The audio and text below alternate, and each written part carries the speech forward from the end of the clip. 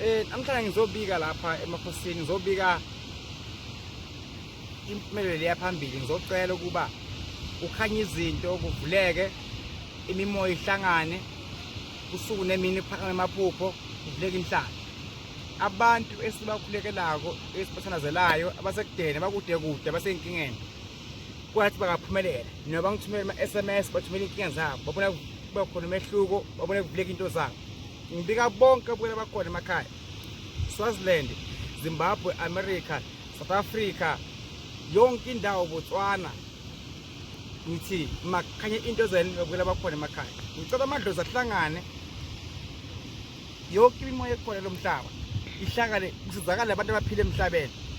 Noma sona lo mhlaba bathi sicela into ethelelo kwabaphansi, ngoba asabalandeli thina abaphansi lasebangasekho emhlabeni, futhi asagcina amasiko, sithi sesikholiwe CDC.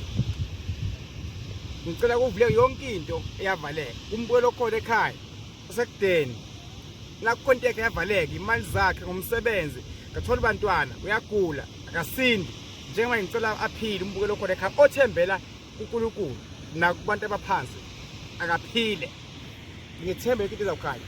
Umbukelo okhona ekhaya silapha namhlanje entabeni sizokhuluma namadlozi, sizocela impumelelo, sizocela intethelelo ukuthi kukhanye into ezinobukela bakhona emakhaya. Ngizonicelela nabangazi impepho iyasebenza, isinefu siyasebenza, ukuthi kukhanye izinto niphumele bona bakhona emakhaya. Inkosi ibusise bona bakhona emakhaya. Sengicelela ukuthi impilo nihambe kahle, kuvuleke kwavaleka. Inkosi ibusise.